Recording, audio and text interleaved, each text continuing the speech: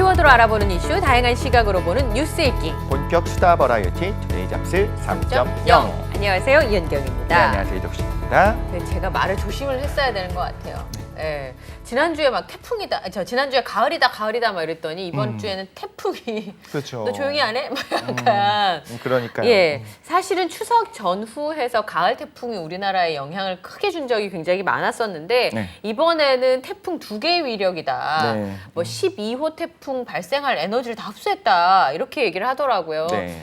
지난번에 수해 피해도 다 안 끝났는데 이번엔 정말 아무 일 없이 잘 지나갈 수 있기를 그렇습니다. 바라겠습니다. 네, 태풍의 규모는 정말 역대급이지만 정말 부디 피해가 없게 지나가게 되기를 우리가 좀 간절하게 기원하는 마음으로 시작을 하면 좋을 것 같습니다. 적절한 비유인지 모르겠는데 마음에도 태풍 불 때 많지 않아요? 아, 그럼요. 네, 네. 전 진짜 많거든요. 아침 저녁으로 다르고 또 순식간에 별일이 아닌 걸로 금세 가라앉기도 하고 네. 이제 그럴 때가 많이 있는데 지난주에 사실 제가 맨디스님 인스타그램을 들어봤었는데 네네. 비법이 써 있더라고요. 네. 그래서 이분이 이렇게 고수였구나 이런 생각이 들었어요. 뭐 예를 들어서 상대방이 나한테 굉장히 기분 나쁘게 얘기할 때 어떻게 대처하면 좋은지 네. 이런 게 한 줄로 정리가 돼 있더라고요. 어떻게 하면 되나요? 예, 그건 오시면 제가 여쭤보도록 하겠습니다. 네, 좋습니다. 잠시 후에 뉴스는 심리다로 전해드리겠습니다. 네, 9월 5일 월요일 투데이 잡스 3.0 빅데이터는 알고 있다로 시작하겠습니다. 바로 만나보시죠.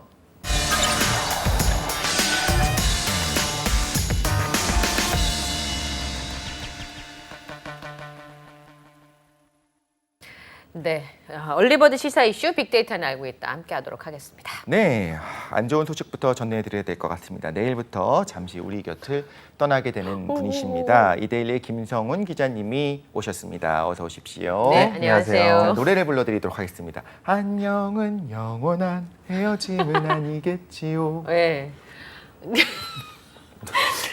저희 PD님이 슬퍼하는 게 아니라 놀리는 것 같다고 노래를 불러드렸어요. 아닙니다. 벌써부터 좀 걱정이 돼요. 왜냐하면 네. 우리 김성훈 기자님을 대체할 만한 분이 과연 있을 것인가 이 지구상에. 대한민국엔 없어요, 최소한. 네, 그럴 것 같아서 네. 걱정이 되지만 그럼에도 불구하고 또 좀 정말 경사스러운 일 때문에 가시는 거니까요. 네. 밝히셔도 되나요? 무슨 일 때문에 가시는지? 뭐 이제 저희 가족이 또 새로운 가족이 생길 예정이어서 네. 결혼하시는군요. 네, 결혼은 이미 했고요.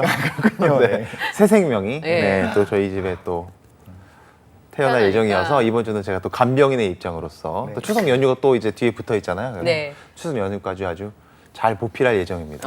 네. 그러면 이제 끝나시면 추석 연휴 끝나면 오시긴 오시는 거죠? 그렇습니다. 이제 예. 재출격 예정입니다. 네, 왜냐하면 이덕수 씨가 자꾸 괴롭히니까 안 오거나 그럴까 봐. 이건 너무 감사한 일이죠. 아. 사실은. 네. 네, 관심을 받아 기뻐하신다는. 저희는 또 이렇게 주고받는 관계입니다. 네. 이러면서 살아있음을 느끼는 짜릿함을 느끼는 거죠. 네. 그 흔치 않은 남자들과 제가 방송을 하는 것 같아요. 네. 자, 오늘 빅데이터는 알고 있다. 어떤 이슈가 많은 사람들의 관심을 사로잡았는지 함께 보시겠습니다. 네. 역시 흰남노부터 네, 시작되죠. 흰남노. 저 잘못 읽으면 한남노 같잖아요. 맞습니다. 네. 한남노. 잘못 읽으면 약간 한남로로 보이기도 하는데 예. 정확한 명칭 흰남노. 예. 다시 한번 말씀을 드리려고 시작을 하겠습니다.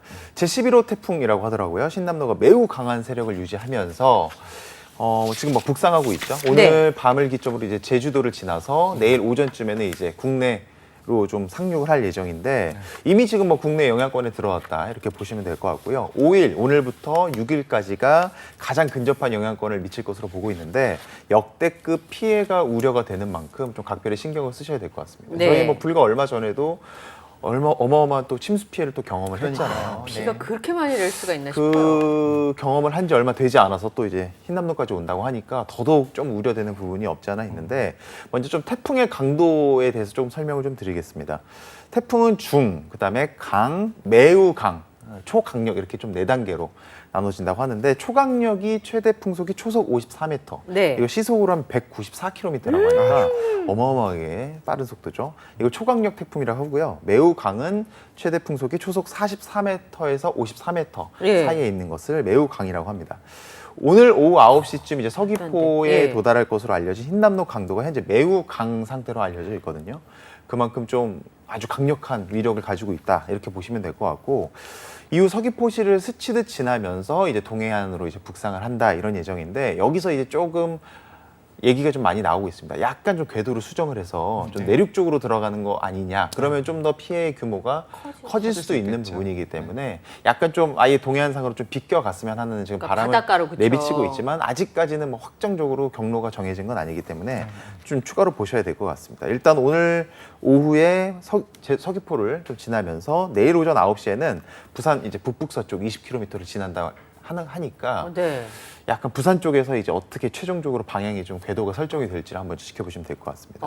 그렇군요. 근데 현재 예. 중심 기압이 945 헥토파스칼이라고 하거든요. 네. 감이 없어요. 이게 어느 정도인가라고 생각을 하시면 좋을 게 2003년도 매미랑 비교를 하면 좋을 것 같습니다. 매미가 상륙했을 때 측정 기압이 954 헥토파스칼이었는데요. 여기서 중요한 점이 중심 기압이 낮을수록 더 센 태풍이라고 합니다. 그럼 매미가 954 헥토파스칼이었고 지금 이제 흰남노가 945니까 더 강한 매미보다 더 센 네, 거네요. 그렇죠. 세다고 현재까지도. 보시면 될 것 같습니다. 네. 현재 아까 매우 강이라고 말씀드렸는데 북진하면서 더 강력해질 또 위험성도 아직 내포하고 있기 때문에 아직까지는 좀 추이를 한번 좀 지켜보셔야 될 것 같습니다. 아이고. 네. 매미보다 더 강하다고요? 매미 왔을 때 정말 지붕만 남아 있었어요.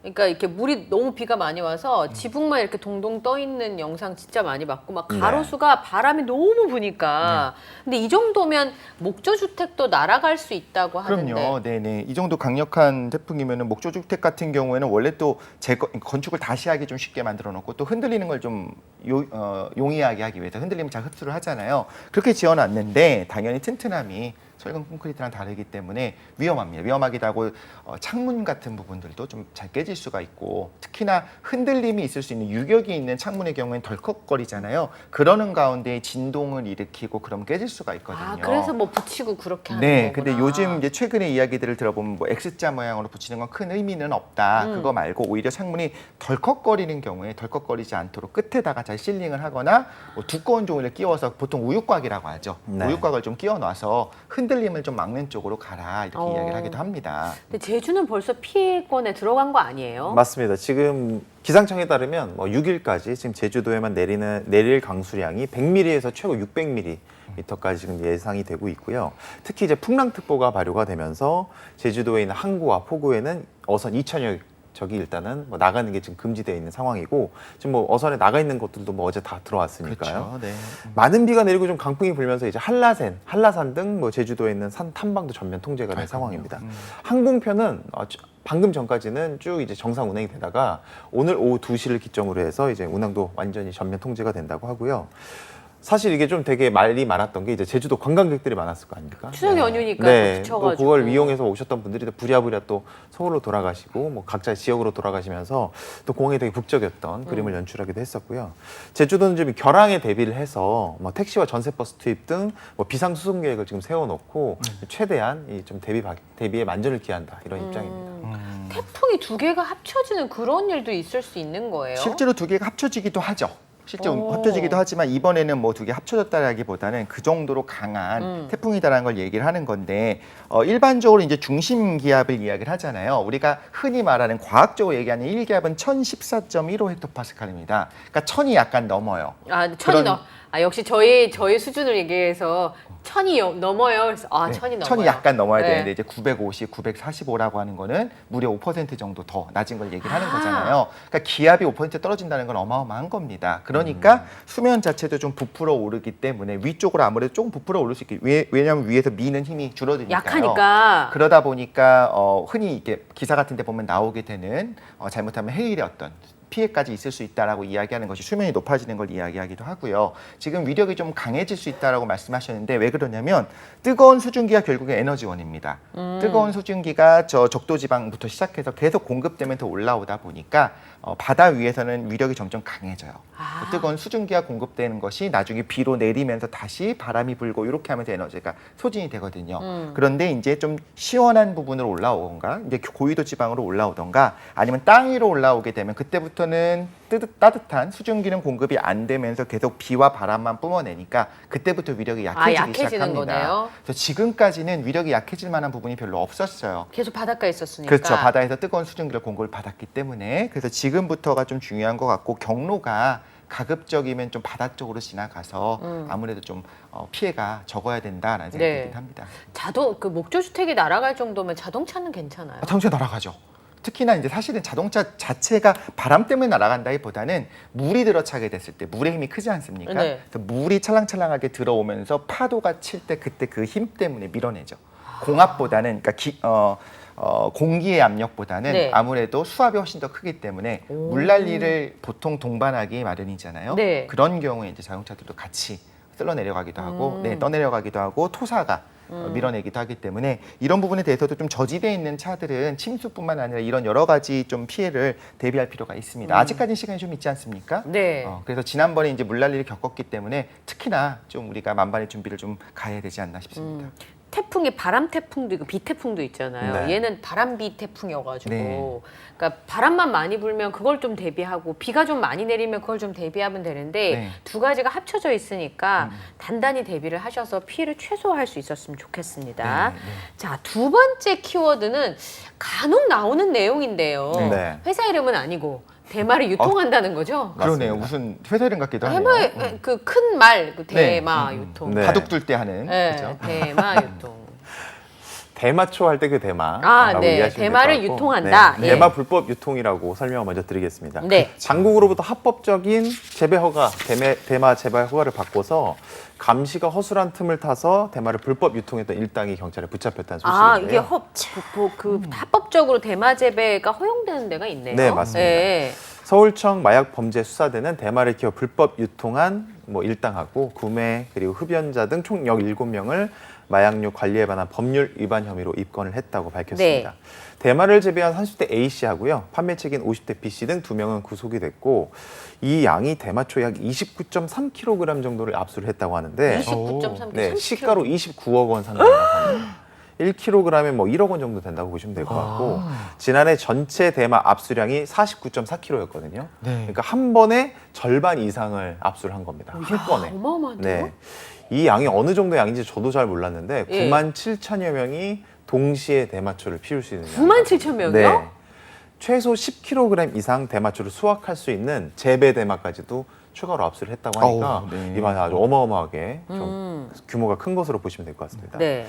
아까 궁금하셨던 점에 대해서 조금 답을 드리면 현행법상 대마는 네. 종자나 섬유 채취 목적이라면 지자체장의 허락을 받고 재배를 할 수가 있습니다. 아, 섬유 채취 보통 린넨이나 이런 거 아마 이런 걸로 만들잖아요. 맞습니다. 아까 그런 거로도 키우는 건 되는데 거기 이제 키운다고 하고서 이제 맞습니다. 이런 악용을 하는 거죠. 네. 다만 좀 이번 사건에서 볼 수 있듯이 대마 재배 허가를 받은 다음에 관리 허가 시스템이 약간 허술한 점을 이용해서 좀 이렇게 불법으로 유통을 한 거죠. 주무관청인 식품의약품안전청에서도 앞으로 좀 제도 개선에 대해서 얘기가 지금 나오고 있는 상황입니다. 그렇군요. 근데 마약이 생각보다 우리나라 진짜 마약 청정국이라는 얘기 많이 들었었는데 네, 네. 최근에 마약 사범들 얘기가 굉장히 많아요. 네, 8월 들어서 900명이 넘는 마약 사범이 지금 검거가 된 상황이거든요. 하반기 마약류 사범 집중 단속 기간을 지금 시행 중이었는데 원래 10월까지였는데 이거를 이제 연말까지 연장을 하기로 했습니다. 올해 상반기 단속에서 검거한 마약류 사범이 총 7,447명이거든요. 어마어마한 숫자죠. 지난해 같은 기간에 6,501명이었으니까 약 14.6% 1년 만에 증가를 한 겁니다. 앞서 말씀드렸던 대로 원래 10월까지만 마약류 집중 단속 기간을 운영하기로 했었는데 지금 상황이 심각하다 보니까 연말까지 기간을 연장하기로 했고요. 이 기간 동안 각 시도 경찰청하고 경찰서 기능을 완전 통합을 한 다음에 다크의 불법 정보 추적 시스템, 이제 온라인으로 이제 판매를 워낙 많이 하다 보니까 그리고 가상자산으로 또 이제 돈을 받는 경우도 있기 때문에 가상자산 추적 프로그램 등 최신 수사기법을 동원해서 이번에 좀 마약류 관련 사범들을 이번 기회를 통해서 완전 좀 소탕하고자 하는 네. 경찰의 좀 의지가 엿보이는 대목입니다. 전에 엠번방 사건이랑 그 이 뭐 불법 단톡방 뭐 이런 걸로 성매매나 이런 거 있었을 때 네. 기자분들이 가짜로 네. 이렇게 마약을 사겠다고 네네. 이제 은어를 뭐 얼음이라고 한다면서요. 얼음이요? 예. 네. 그렇게 해보니까 생각보다 되게 쉽게 살 수 있더라 한국에서 네. 그런 얘기들이 좀 많이 있었잖아요. 네. 그렇죠? 오히려 마약 청정국이라는 이야기를 하고 있기 때문에 우리가 네. 좀 일반적인 시민들이 좀 소홀하게 생각을 하고 있는 거지 굉장히 지금 음지에서 또 많이 거래가 된다는 얘기도 들었습니다. 사실 근데 대마의 경우에는 합법인 나라들이 좀 많이 늘어나지 않았습니까? 네. 미국의 주들도 좀 합법인 데가 있고 그러다 보니까 약간 심리적인 저항이 있죠. 이게 윤리적으로 이거 하면 큰일 나는 거 아니야? 이런 게 좀 줄어든 부분도 있는 것 같아요. 아. 그러다 보니까 아무래도 젊은이들이 아니 왜 우리나라는 불법인데 합법인 나라도 많아라고 하면서 네. 정말 흔히 말하는 좀 고강도 마약 있잖아요. 정말 하면 큰일 나는 네, 인생 네, 망치 네, 네. 이런 느낌을 생각하지 않다 보니까 더 많이 좀 이렇게 퍼지는 게 아닌가. 하지만 우리는 속인주의 적용되기 때문에 외국에 나가서도 절대 대만하면 안 되고 또 하나는 꼭 명심해야 되는 게 반드시 잡힙니다. 뭐 다크웹 같은 걸 쓰면서 특히나 조금 네. 젊은 분들이 야 이거 경찰들이 이런 거 모를 거야라고 하는데 그러니까. 다 합니다. 그리고 결과적으로는 무조건 잡힙니다. 그러니까 잡히지 않는다고 생각하고 이런 거래 시스템 너희는 모를 거야 이렇게 생각하는 거 분명히 착각이고요. 분명히 때가 되면 잡힐 수 있기 때문에 처음부터 하지 말라는 거는 하지 않고 만약에 정말 이 부분에 대해서 좀 시민단체를 꾸려 나가면서 뭔가 네. 어떤 이유를 가지고 뭐 의료용이라든가 여러 가지 이런 좀 목소리를 내고 싶으면 그런 방식으로 해야지 지금 이렇게 마약을 사용하는 거는 분명히 안 된다. 예, 마약 청정국 제가 말씀드렸잖아요. 예전에 그 마약 단속하시던 경찰분이 마약 청정국이란 말을 했기 때문에 네. 마약을 파는 이제 주로 이제 아시아 쪽에서 마약 재배가 많이 되는데 틈새 시장인 거예요. 아 오히려 한국이 음. 새로운 시장인 거예요. 왜냐하면 다른 국가들은 이미 이제 그 마약을 판매하는 판매상들 입장에서는 네. 블루오션인데 대한민국은 청정국이니까 여기가 많이 팔 수 있겠다. 뭐 이런 생각들을 한다 그러더라고요. 안타까운 관점의 예. 전환인 것 같은데 예전에 이런 얘기를 들었었습니다. 신발을 파는 사람들이 처음에 이제 아프리카 뭐 국가를 방문한 다음에 누군가의 보고서 이렇게 썼대요. 여기는 신발 안 팔립니다. 왜냐면 아무도 안 신거든요. 근데 누군가는 똑같은 상황을 보고서 보고서를 여기는 정말 대박입니다. 왜냐면 아무도 신발 안 신고 있기 신었기 때문입니다. 때문입니다. 근데 이런 면에서 사실 이게 발상의 전환이 비즈니스에 중요하다라고 하는 예시로 많이 알려졌는데 속상하게도 그러니까 마약 같은 경우는 이 나라는 오히려 아무도 마약을 파는 사람이 없네. 그러니까 네. 내가 안 가서 팔릴 팔아야지. 거야라고 해야 되는데 대박일 거야라고 생각하는 범죄 조직이 있다는 거죠. 네. 속상한 일이기도 하고 우리 시민의 좀 감시의 눈도 좀 커져야 될 것 같고 사이버 수사대 정말 잘하고 있습니다. 네. 반드시 잡힙니다. 반드시 잡힙니다. 잡힙니다. 경각심을 좀 가지라는 의미에서 저희가 맞습니다. 같이 이야기를 나눠봤고요. 마지막은요. 제가 저 키워드를 얼핏 보고 네. AI 마술인 줄 알고 네. AI가 마술을 하는구나 했는데 그 AI가 미술을 하는 거예요? 네, 오늘 그 점 하나에 되게 혼동을 많이 하시네요. 지금 한남로 한남로 AI 마술. 네, 점을 빼야 됩니다. 네, 점을 빼야 돼요. AI가 과연 예술적인 영감을 발현한다면 뭐 그것은 예술 작품으로 인정을 받아야 되느냐에 관련된 얘기인데 지난달 콜로라도 주립 박람회 미술 대회에서 게임 기획자인 제이슨 M 앨런이라는 분이 AI로 제작한 작품 스페이스 오페라 극장이 1위에 오르면서 화제가 됐거든요. 상을 받았다고요? 네, 뭐 앞서 말씀드렸다시피 그의 그림이 좀 일반적인 작품하고는 태생이 좀 다르죠. 텍스트로 된 설명문을 입력을 하게 되면은 이 AI가 몇 초 만에 이미지로 변환시켜주는 이른바 미드전이라는 AI 프로그램을 활용해서 그림을 그렸는데 이게 대회에서 수상을 하게 된 겁니다. 박람회를 감독하는 콜로라도 농업부 측은 이 작품에 대해서 AI 프로그램을 활용했다는 사실을 사전에 고지를 했고 네. 해당 부문 규정도 창작 과정에서 디지털 기술을 활용한 그 어떤 예술 행위도 인정한다고 밝혔기 때문에 이번 뭐 대회에서 1위로 입상한 거에 대해서 문제될 게 없다 이런 입장을 밝히고 있는데 사실은 뭐 누리꾼들을 비롯해서 뭐 미술업계, 예술업계 종사하시는 분들에선 지금 되게 뜨거운 감자로 그렇죠. 얘기가 되고 있는 상황입니다. 단 한 번에 뭐 붓질조차 하지 않은 AI 프로그램이 이 생성한 그림을 예술 작품으로 볼 수 있느냐에 대한 논란은 뭐 지금까지도 되게 뜨겁게 진행 중인 상황입니다. 어떻게 생각해요? 이 부분은 되게 어려워서 저 이 부분에 대해서 좀 토론도 하고 같이 네. 했었던 기억이 납니다. 네네. 쉽지 않은 것 같은데 예술의 정의에 따라 좀 다른 것 같아요. 당연히 이제 현대미술로 오면서 샘이라고 하는 그 작품이 되게 처음에 변기 하나 놔두고서 요걸 갖고 예술 작품 했을 때 굉장히 이슈가 되기도 했었고 네. 그 후에 뭐 이런저런 이야기 많이 하지 않습니까? 예를 들면 녹은 아이스크림을 그냥 어떤 미술관 안에다가 놔뒀더니 사람들이 와서 막 이렇게 사진도 찍고 그 앞에서 막 하면서 뭔가 여기서 영감을 받는 부분들이 있더라. 그럼 이걸 예술로 볼 것이냐 아니냐라고 봐야 될 것 같은데 결국에 중요한 건 관람객들이 해석을 하는 거잖아요. 어떤 작품을 보고서 심지어 그냥 프레임만 있는데도 불구하고 프레임만 그러니까 실수로 어떤 누군가가 여기다 안 꽂아놨어요. 그림을 안 했어요. 그래서 이제 프레임만 있는데 그 안에서 이렇게 보면서 거기서 뭔가 이 하얀 종이에서 느껴지는 어떤 그런 걸 갖고 받는다. 그럼 그 사람의 해석이 잘못되었느냐? 그건 이제 관람객들이 어차피 해석을 하는 거니까. 그래서 많은 그림들이 무죄라고 남아 있는 이유도 관람 보는 분들이 자유롭게 해석할 수 있는 걸 방해하지 않기 위해서 했다고 해요. 그런 면에서 저는 이것도 예술로 볼 수 있지 않는가라고 생각을 하는데 다르게 보자면 나중에 결국에는 나의 휴대폰 조차도 할 수 있는 앱 하나만 깔게 되면 심지어 네. 용량이 크지도 않습니다. 그 앱 자체가 할 수 있는 거를 구현한 것들을 전시해놨을 때 내가 거기에 그럼 감동을 느낄 것이냐 그 정보를 알았을 때 저는 조금 더 나아가서 우리 뇌가 상황을 알았습니다. 사실 이것이 되게 보편적인 일일 수 있는 걸 알았어요.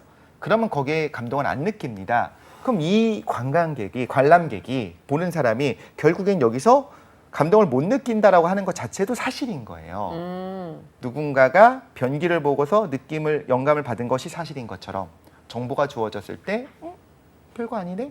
라고 느끼는 것도 사실로 본다면 그러면 이제 예술인이 아니냐는 각자의 판단이 아닐까 생각이 듭니다. 그러니까 각자의 판단이라는 거죠. 지금까지 설명 다 했는데. 네, 그러네요. 네. 네. 어떻게 생각하세요? 사실 이 부분이 좀 뭐 정답이 뭐 적확하게 딱 구획이 되어 있는 부분은 아니지만 사실 이 부분에 대해서 좀 반론을 가지고 계신 분들의 입장은 그겁니다.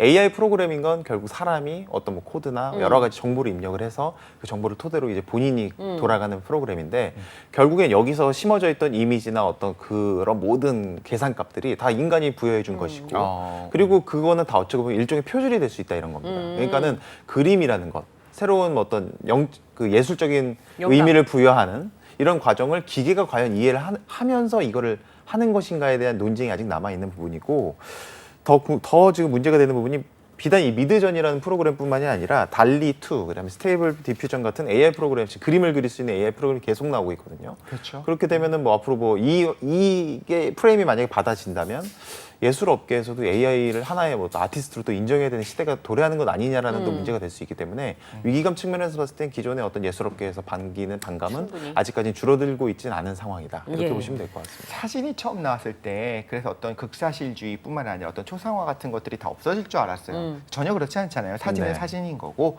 분명히 우리 그림은 그림이고 여전히 우리가 그림이 미술로 남아 있는 것처럼 분명히 새로운 장르가 나올 수 있을 것 같습니다. 그리고 나중에 미래에 생각해 보면 우리 휴대폰으로 이미 뭐 흔히 말하는 그 눈 내리는 그 앱 있지 않습니까? 네. 그걸로 같이 사진 찍으면서 실시간으로 얼굴을 바꿔주고 어떤 딥페이크를 통해서 막 변환을 해주고 이런 것들도 하나의 예술적 행위였다라고 정의 내릴 수도 있는 거예요. 그러니까 지금은 우리가 그냥 지켜볼 부분이 있는 것 같고 적어도 이 부분 때문에 진짜 그림을 그리고 유화를 그리는 어떤 그런 미술을 하는 예술가들의 살자리를 잃어버린 건 절대 아니다라는 생각이 또 들기도 합니다. 그럴 수 없다는 거죠. NFT가 예술이냐 아니냐 뭐 이런 얘기 하는데 그걸 떠나서 돈이 되지 않습니까? 네. 그래서 NFT 갖고 많은 사람들이 그걸 거래하기도 하고 사실 이건 정말 너무너무 중요한 작품이야. 그래서 이거는 뭐 세계에 남을 작품이야 해서 비싼 돈을 주고 뭐 몇 억을 주고 NFT 하나를 샀어요. NFT가 있는 어떤 그런 이모티콘 하나를 구매했습니다. 근데 솔직히 그걸 예술로 보고 샀느냐 아니면 나중에 되팔 걸 생각하고 네. 샀느냐에 대해서 약간 여러 가지 논란이 있는 것처럼 이 부분의 논란도 시간이 지나면 어느 정도 정리되지 않을까 싶습니다. 거짓말을 하지 말아야죠. 내가 그렸다고. 그게 아니라 AI가 그렸으면 AI가 그렸다고 하고 네. 판단을 받아봐야 된다는 거죠. 네, 예. 맞습니다. 자, 지금까지 빅데이터는 알고 있다. 이데일리 김성훈 기자와 함께했습니다. 고맙습니다. 네, 감사합니다. 감사합니다. 네, 저희는 잠시 후 2부 뉴스는 네모다로 돌아오도록 하겠습니다.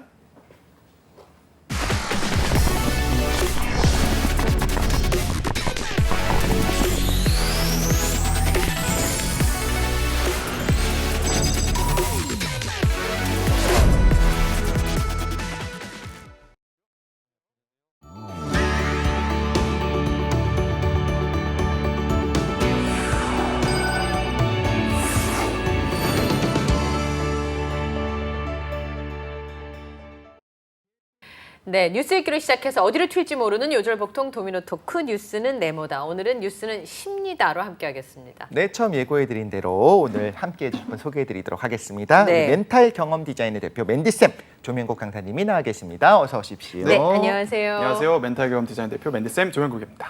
헤어스타일 바꾸셨어요? 좀 그냥 길었습니다. 많이 안 자르고 아직까지. 좀 다른 사람 같지 않아요? 좀 약간 이제 그 상견례 가야 되는 상견례. 느낌인데. 또 가고 네. 싶은. 제가 왜 여쭤보냐면 추석 되면 다들 돈, 시험, 결혼 이 세 가지 얘기 많이 하잖아요. 네. 집값이 올랐네 내렸네. 그렇죠. 그다음에 너는 왜 결혼을 안 하니? 우리 애는 몇 등을 했다. 뭐 이런 얘기를 하는데 그렇죠. 어느 대학 이혼 갔다. 남성에게 추석이란 네. 저도 내려가면은 뭐 예전만 하더라도 뭐 직업을 좀 바꿔봐라.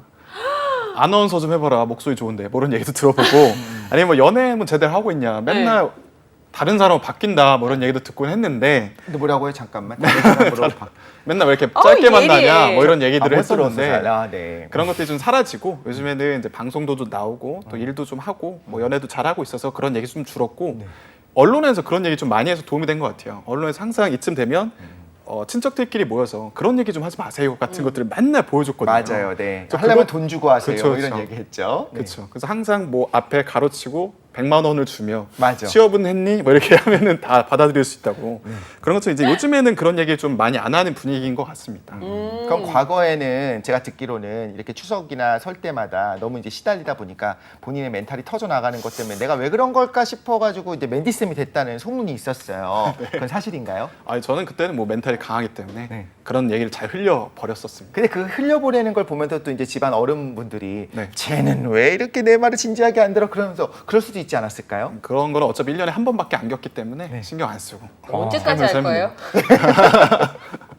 아니 오늘 또 약간 독한 마음을 먹은 것 같아요 이덕실 씨가. 근데 독실 씨 미혼일 때 결혼해라 뭐 이런 얘기 안 들었어요? 네, 그랬던 것 같은데요. 짧게 만나도 괜찮았어요?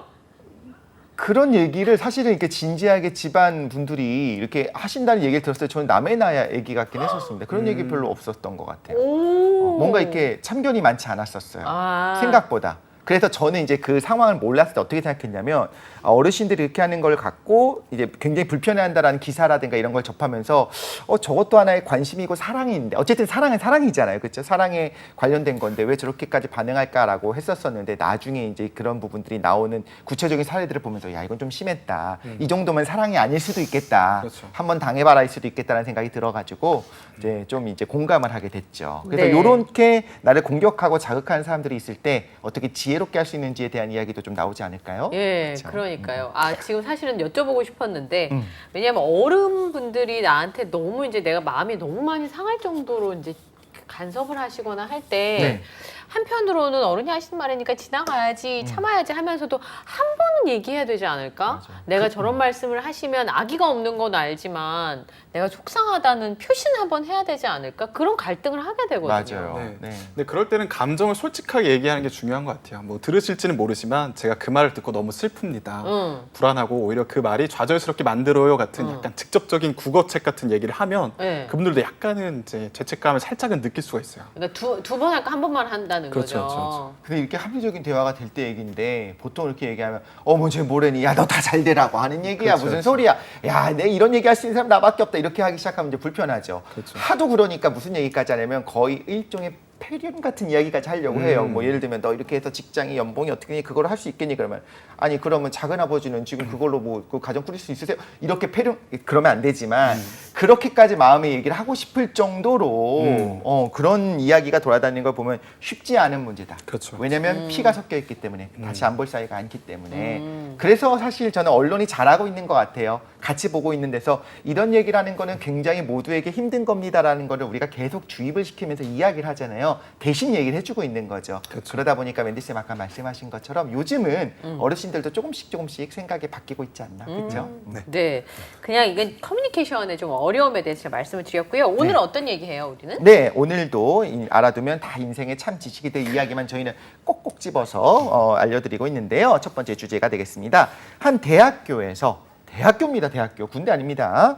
그래서 늦은 밤 학생들에게 얼차려를 주는 모습이 포착이 됐습니다. 한밤중에 학생들을 모아놓고 선배로 보이는 추정되는 그런 사람들이 얼차려를 주는 모습이 담긴 영상이 커뮤니티에 공개가 됐는데요. 학생들이 그 군기에 익숙한 것처럼 뭐 앞으로 지침, 뒤로 지침 이런 구령에 맞춰서 일제히 빠르게 몸을 뒤집었다고 하는데 자, 이게 대학교에서 얼차려 이게 도대체 2022년에 가능한 일인가 싶은 생각이 들긴 합니다. 네, 군기 잡기를 조명국 강사님은 겪어보셨는지요? 저도 사실은 중학교 때 수련회 혹시 이런 거 가보셨는지 그럼요. 어렸을 네. 때 그때 보면 그것도 일종의 군기잡기였던 것 같아요. 조교들이. 네, 조교들이 뭐 아무것도 모르는 아이들 막 이렇게 얼차려 시키고 앉았다 일어났다 시키고 울리고 겁박 주고 지금 생각해보면 도대체 그걸 왜 했을까? 돈 주고? 뭘 목적으로 했을까라는 생각이 들기도 하고 고등학교 때는 제가 기숙사 생활을 했었는데 그 선배가 새벽에 이제 1, 2학년들 불러서 막 머리박기 시키고 막 이랬던 시절도 있어요. 아니 군대도 안 간 고3이 뭘 한다고 머리박기 시켜요? 그러니까 뭔가 애들이 이제 자기들은 이제 수능 준비해야 돼서 막 정신이 없고 짜증나는데 애들이 그런 분위기가 안 잡힌다는 이유로 그렇게 떠든다. 뭐 그런 식으로 했던 것 같습니다.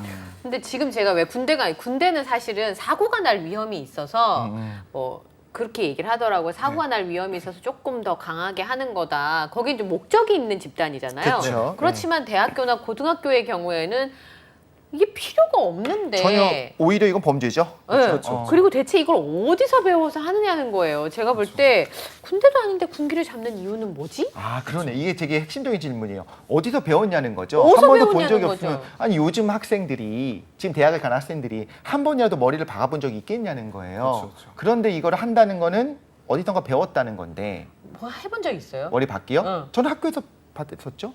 중학교 때 오. 선생님들이 선배 말고 선생님들이 오. 그리고 뭐 단체 기합도 받아보고 발바닥도 맞아보고 따기도 맞아봤는 걸요. 이게 무슨 일이에요? 별일가 다 나오죠. 저 옛날 사람입니다. 자, 그럼 하나씩 네. 딱이 맞은 얘기까지 해보도록 하죠.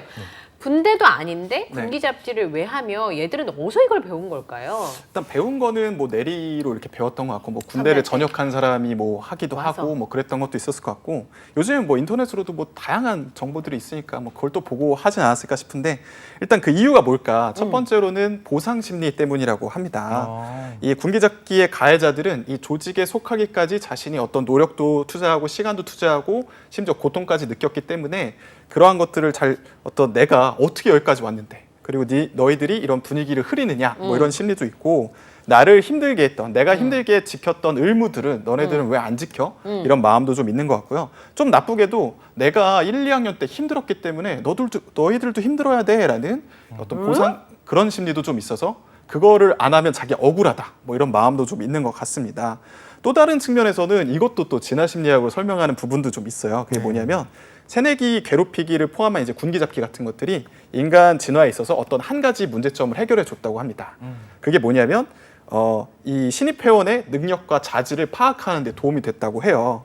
어떤 특정 집단이 오래되고 그러면은 이제 자원이나 부나 이런 것들 계속적으로 축적을 하게 되거든요.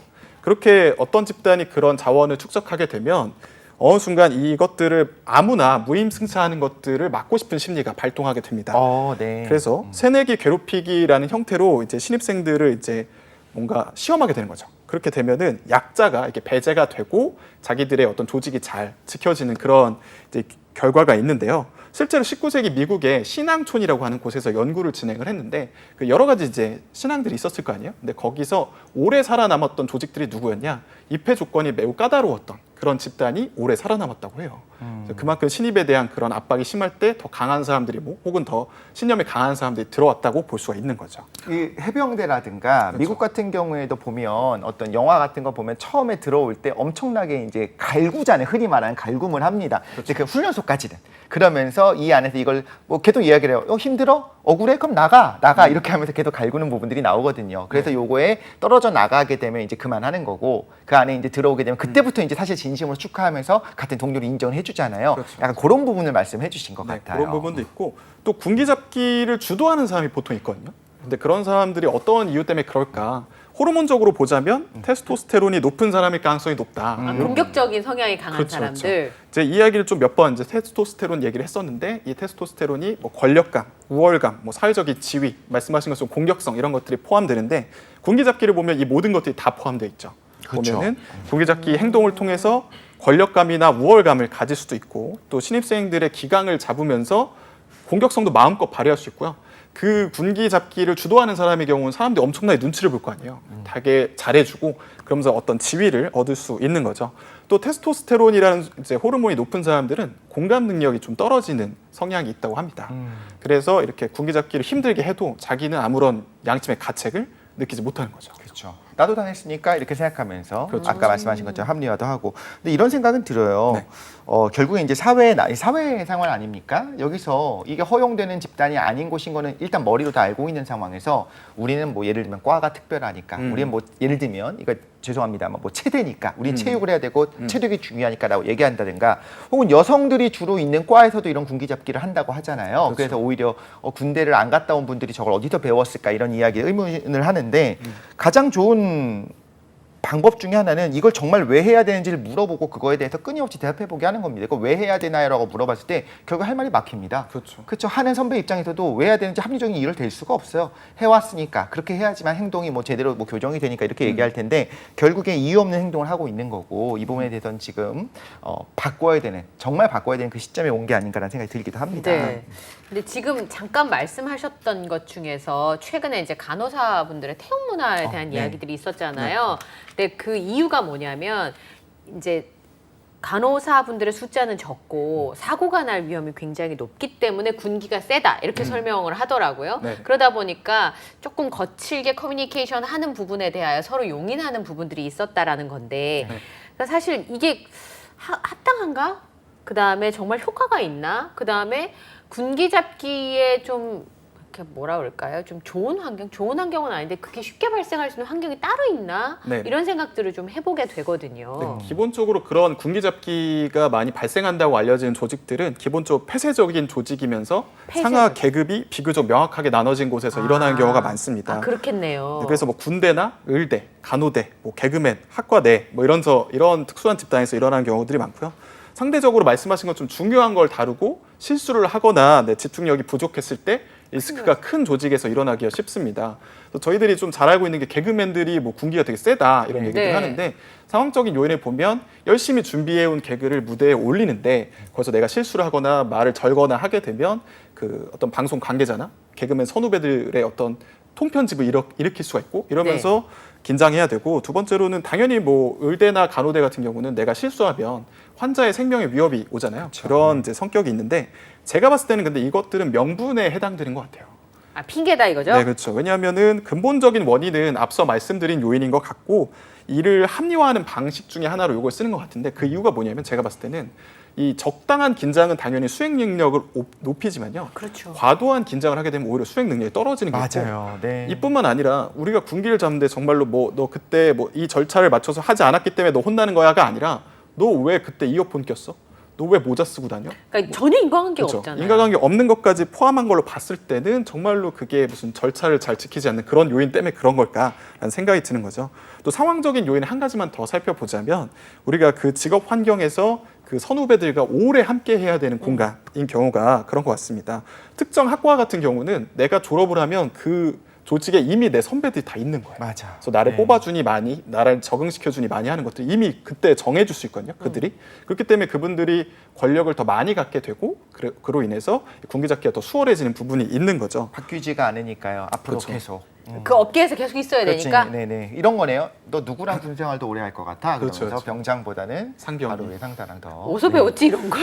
얘기만 들어봤습니다. 네. 근데 이제 말씀하신 것처럼 저도 주객 전도가 너무 큰 것 같아요. 처음에는 사실 이제 정신 똑바로 차려라, 야 정신 차려 이거로 시작을 했는데 정말 전 악하다라고 생각하는 어떤 군기 잡기 중에 하나가 기수 열애시키는 거, 아예 투명인간 취급하는 거. 이건 정말 사람을 거의 말살시키는 거 아닙니까? 분명히 여기 있는데 안 보이는 것처럼 이야기를 해요. 그렇죠.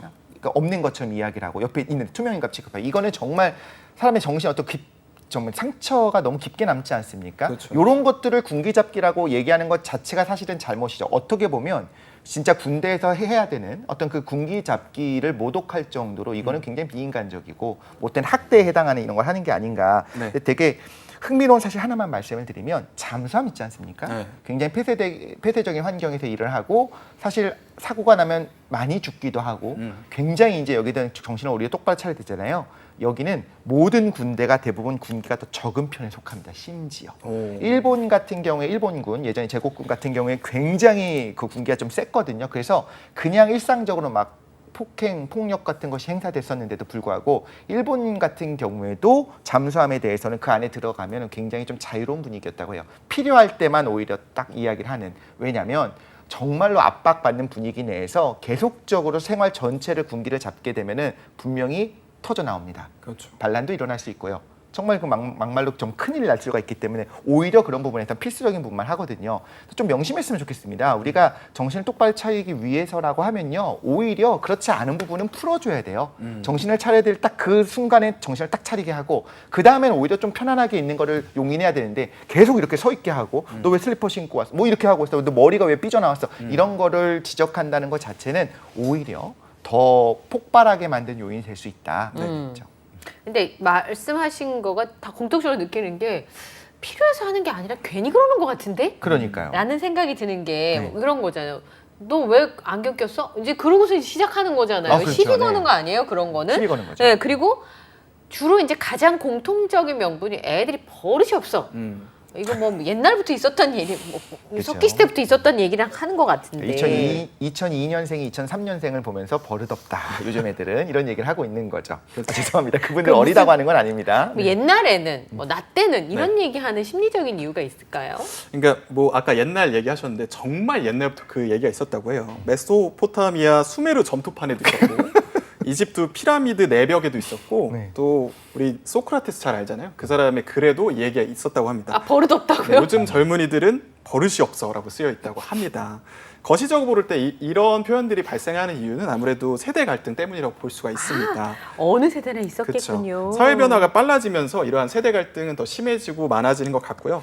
이전 세대가 되게 중요하게 여겼던 가치들이 있잖아요. 근데 신세대들은 새로운 가치를 바탕으로 새로운 환경에서 새로운 생각과 행동을 하기 때문에 그 이전의 사고방식이 잘 안 먹히는 경우가 있어요. 그렇겠죠. 네, 그로 인해서 이런 일들이 일단 발생하는 것 같고 저희가 MZ세대라는 말 정말 많이 쓰잖아요. 근데 MZ세대라는 말을 MZ세대가 가장 싫어하는 말이 MZ세대라는 말이래요. 아, 그래요? 나는 이런 말로 불리고 싶지 않다. M세대 그러니까 밀레니엄 세대랑 Z세대도 다른데 우리를 한 곳에 묶어서 묶이고 싶지 않다. 얘기를 하고 우리를 어떤 세대로 좀 부르지 좀 마라. 이런 얘기를 하는 경우도 좀 있고. 자유분방함, 그렇죠.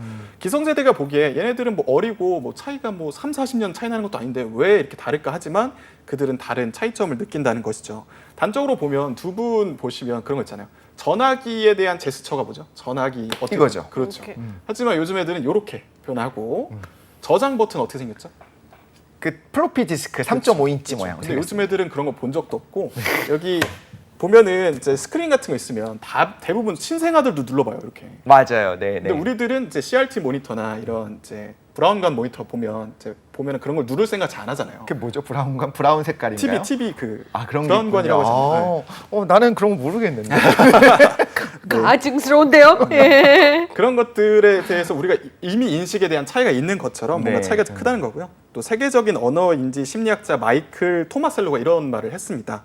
모든 세대는 그 이전 세대보다 더 복잡하고 다음 세대보다는 그렇죠. 덜 복잡하다 이런 얘기를 했는데요. 네. 그 말은 이제 이 세대 내의 다양성은 세대가 거듭될수록 더 복잡해진다는 겁니다. 그래서 이전에 사람을 인식하고 바라봤던 그런 어떤 관점이 지금 세대나 혹은 신세대의 어떤 다양성을 포용하지 못한다고 볼 수가 있는 거죠. 또 다른 측면도 재밌는 게 있어요. 사람은 원래 자기중심적이기 때문에 나 때는 뭐 이랬다 혹은 요즘 애들은 싸가지 없다 이런 얘기를 하게 된다고 합니다. 이게 무슨 얘기냐면 그게 무슨 얘기예요? 심리학자 캠벨 연구팀에 따르면 경험이 많은 사람들은 그 경험이 없는 사람들에 비해서 어떤 사람이 그 일을 처음 했을 때 겪는 여러 가지 어려움들이 있잖아요. 그런 것들을 과소평가한다고 합니다.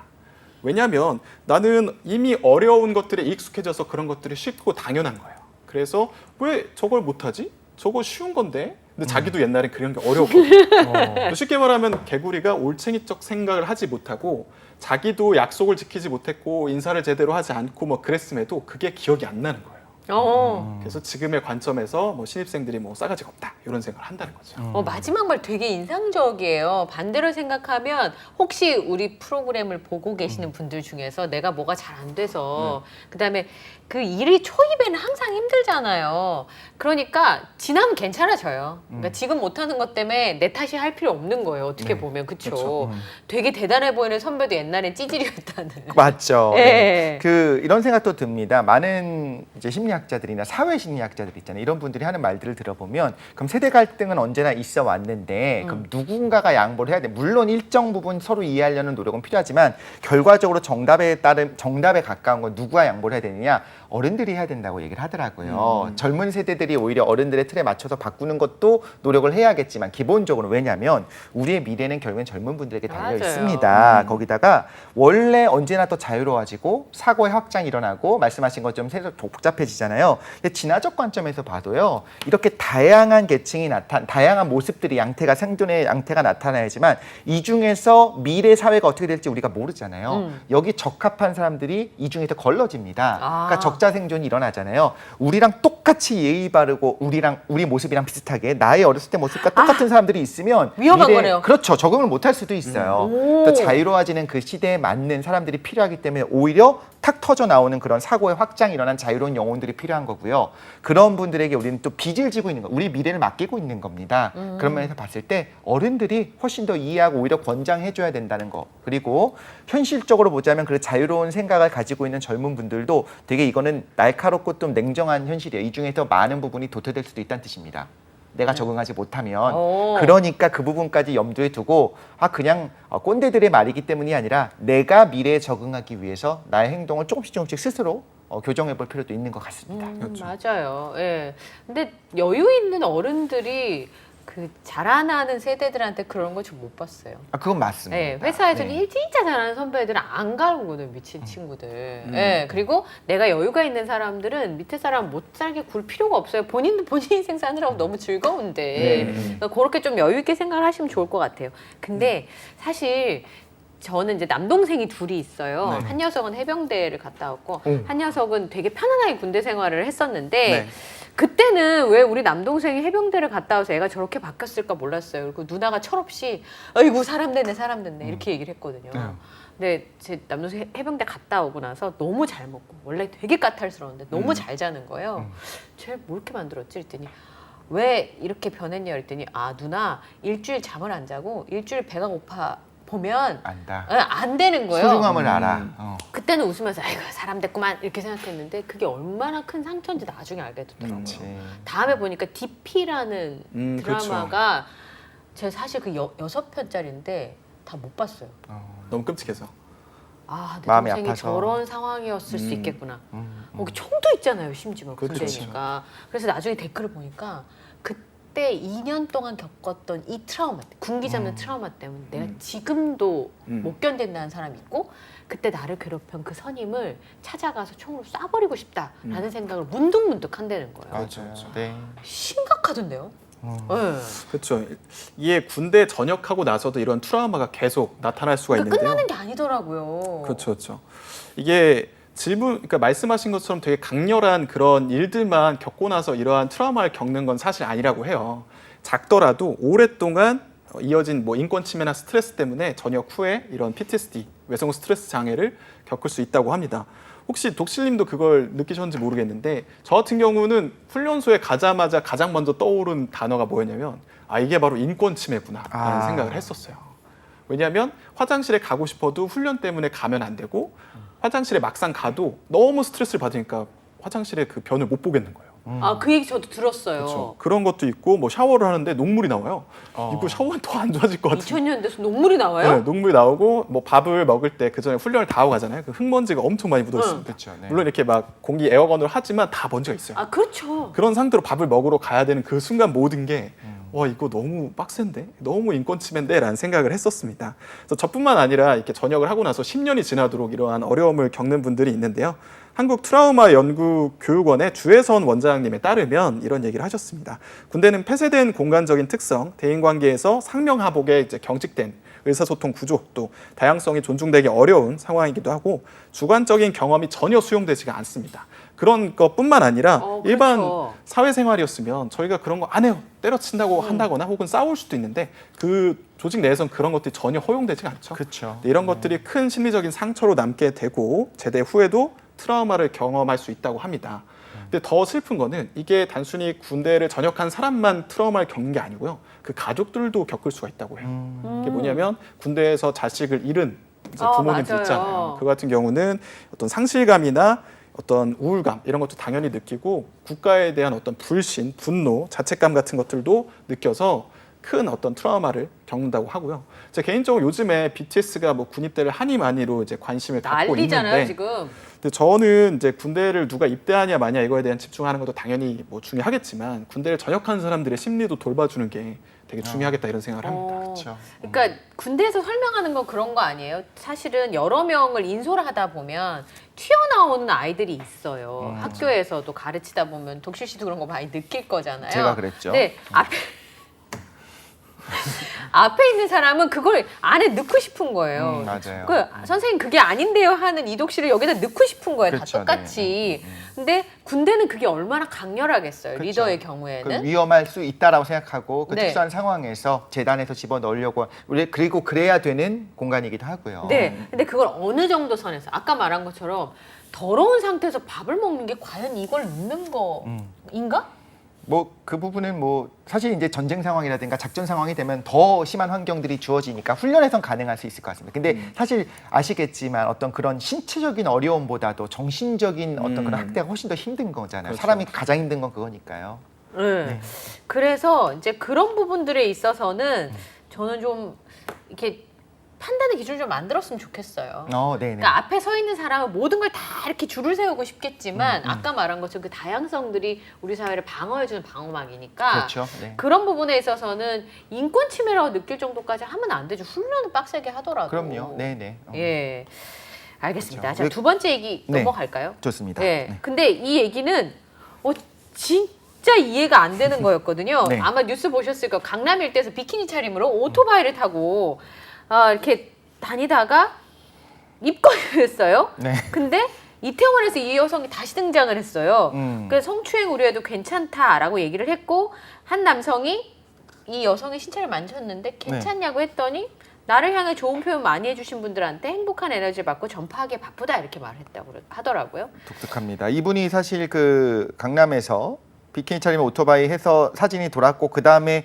한번 소환됐었죠. 그렇죠. 그때 웨딩 드레스를 입고 경찰서 갔잖아요. 경찰서 가고 그때도 SNS에 올리면서 그러니까 그게 말하는 겁니다. 웨딩 드레스 어떤 뭐 진짜 결혼 상황이어서가 아니라 나 경찰서 가요. 나 오늘도 독특하게 입고 갈 겁니다 하면서 이제 웨딩 드레스를 곱게 차려입고 가는 모습들이 있었고 그 다음에 또 이제 이런 일들이 계속 일어난 거죠. 어떤 심리?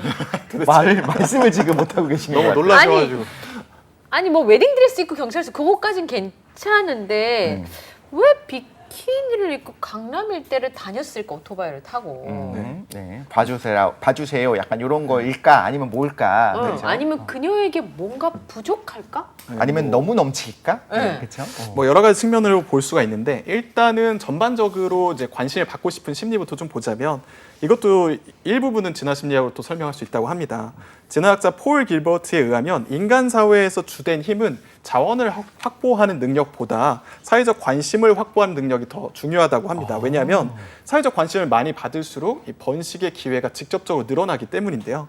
집단 내에서는 이제 권력의 어떤 차이가 그리 크지 않지만 이 동일한 집단 내에서는 사회적 관심에 따라서 어떤 힘이 차이가 날 수밖에 없고 힘이 많은 사람들이 많은 것들을 얻어갈 수 있게끔 진화가 됐다는 거죠. 실제로 또 중요한 사회적인 결정도 사회적인 관심에 따라 결정되기도 합니다. 예를 들면 그런 거 있잖아요. 뭐 선거 이런 것들도 결국 여론이나 민심에 따라서 결정이 되는 부분이 있어서 사람이라면 관심을 받고 싶은 심리는 어느 정도 있다라고 볼 수 있는 것 같고 또 요즘 시대에는 관심이 그냥 관심 받아서 기분 좋다 해서 끝나지 않습니다. 돈이 됩니다. 그렇죠. 근데 돈이 되는 이유가 또 실제로 그 기사에 나왔던 여성분 같은 경우는 이 퍼포먼스를 하고 나서 SNS 팔로워가 7만 명 이상 급격하게 늘어났다고 해요. 그래서 팔로워가 늘어나면 당연히 어떤 셀럽이 되고 인플루언서가 돼서 광고 같은 것도 쉽게 받을 수가 있고 그 부수적으로 뭐 그런 잡지에 뭐 출연한다거나 뭐 방송에 나온다거나 이런 기회들도 늘어나서 단순히 심리적인 만족감 외에도 경제적인 이득이 있다 이렇게 볼 수가 있는 거고요. 그래도 약간 근본적인 심리까지 좀 가보자면 제가 봤을 때는 아무래도 스스로의 가치나 만족감을 사람들의 관심으로만 채우려고 하는 심리가 있는 거가 하나가 있고 두 번째로는 자신의 어떤 부정적인 감정을 달랠 수 있는 방법이 다른 사람에 대한 관심밖에 없다라고 생각하는 부분이 또 하나 있을 것 같아요. 그러니까 나의 행동을 통해서 뭔가 사람들의 반응을 얻어내면 그것은 되게 직접적이고 또 확실하고 어느 정도는 통제감까지 느낄 수 있는 것 같아요. 내가 어떤 행동을 하면 바뀌니까. 그렇죠. 그래서 그것이 긍정적이건 부정적이건 별로 상관이 없습니다. 어쨌든 내가 영향력을 행사했고 사람들에게 나에게 존재감을 보여줄 수 있으니까요. 그리고 끝으로 내가 뭔가 무가치하고 불안하고 스트레스에 빠졌을 때 이런 감정들을 사실 잘 케어해주고 챙겨줘야 되는데 그 방법은 모르는 거예요. 그걸 모르니까 내가 확실하게 알고 있는 감정이 뭐지? 사람들에 대한 관심. 그래, 내가 지금 조금 야한 옷을 입고 혹은 명품을 찍고 혹은 어디 갔다고 올리자. 그럼 사람들이 좋아요를 누르고 부럽다고 말하고 그때부터 내가 괜찮은 사람이 되는 이런 이제 프로세스로 가는 게 아닐까라는 생각을 해봅니다. 사실 저희가 이번 주제는 이 광남에 그 비키니 입고 오토바이를 탄 그 분들을 갖고 시작했지만 그분들에 대한 이야기가 아니고 네. 어떻게 보면 우리 주변에 있는 사람들도 우리의 모습을 이야기를 하는 것 같습니다. 그렇죠. 보면은 아이들, 어린아이들만 봐도 말씀하신 것처럼 아, 진화적으로 이게 있겠구나 싶은 게 어른들이 이야기하고 있으면 앞에 있는 아이가 자기 봐달라고 계속 말을 걸거나 막 발버둥 치고 울잖아요. 그러니까 얘기하지 말라고, 나 봐달라고. 나의 관심에 집중이 되고 싶어 해서 이런 부분을 보면 교육을 받은 게 아니고 관심 종자가 되고 싶은 게 아니라 원래 인간은 그러한 게 아닌가 싶은 생각이 드는데 좀 궁금한 게 네. 이런 분들을 그러니까 어른이 됐어요. 이제 사회화가 돼야 되는데도 불구하고 계속 너무 심하게 그 관심을 갈구하는 분들이 있으면 네. 어떻게 주변에서 하는 것이 제일 좋은 걸까요? 일단은 뭐 적당한 수준의 관심을 원한다 그러면 그래 뭐 너 멋있어 너 대단해 뭐 이런 식으로 말하면 좀 추그러들 거고요. 근데 조금 더 심해진다라고 한다면 철저하게 무시를 하거나 오히려 더 나아가서 약간의 무한함 혹은 수치심을 약간 주는 게 한 한번은 가지. 줘야 된다는 그렇죠. 거죠. 그런 식으로 하는 게 중요할 것 같은데 그들의 목표는 어쨌든 관심이란 말이죠. 근데 그 어떤 노력들이 계속 무위로 돌아가면 행동을 멈출 수밖에 없을 거고요. 적어도 내 앞에선 안 할 거고 또 비속어가 조금 섞여 있긴 한데 제일 정확한 말이 있죠. 병먹금이라는 말이 있어요. 뭐냐면 그들에게 먹이를 주기 금지라는 말이에요. 어허. 그러니까 관심을 안 주면 그들은 더 이상 이제 뭘 안 쓴다는 거죠. 댓글이나 이런 것들을. 그래서 만약에 더 나아가서 심각한 수준까지 나아간다라고 한다면 거기에 반응하기보다는 이들이 어떤 저지르는 행동들을 잘 기록하고 증거로 남겨놓고 나한테 피해까지 온다면 그래서 고소나 고발을 통해서 해결하는 것이 좋습니다. 실제로 뭐 악플 같은 거 다른 분들 중에 관종들이 되게 많은데요. 아, 네. 그분들이 딱 그런 고소 받고 뭐 벌금 나오면 그때부터 갑자기 다른 사람 돼요. 울음을 터뜨리면서 고양이가 쳤습니다를 한다거나 저희 뭐 해킹을 당했다거나 이러면서 막 울면서 그런 행동을 멈추기도 합니다. 그리고 이제 그 행동을 이제 보면은 이제 너무 티나게 나타나면 그 의도를 알고 있다고 얘기하는 게 중요하겠죠. 그래서 실제로 어떤 EBS 그 어떤 다큐에서 악플을 쓴 사람이 가장 불쾌했던 댓글이 뭐냐라는 말에 옛다 관심 혹은 뭐 얘가 좀 관심이 필요한가 보다라고 하니까 자기가 실패했다는 생각이 들었나 봐요. 뜨끔하면서. 그래서 네. 부끄러워가지고 자신의 그런 댓글을 지웠다. 이게 아마도 이제 자기 의도가 너무 뻔히 드러났다는 거 때문에 이제 부끄러워서 그랬던 것 같습니다. 네, 아, 오늘 정말 인생 꿀팁을 좀 얻은 것 같습니다. 옛다 관심이 머릿속에 탁 박혔습니다. 지금까지 뉴스는 쉽니다. 우리 웬디쌤 조명국 대표님과 함께했습니다. 오늘 함께해 주셔서 감사합니다. 감사합니다. 네, 저희는 내일 오전에 다시 찾아뵙겠습니다. 네, 다음 시간에 또 만나요. 안녕. 안녕.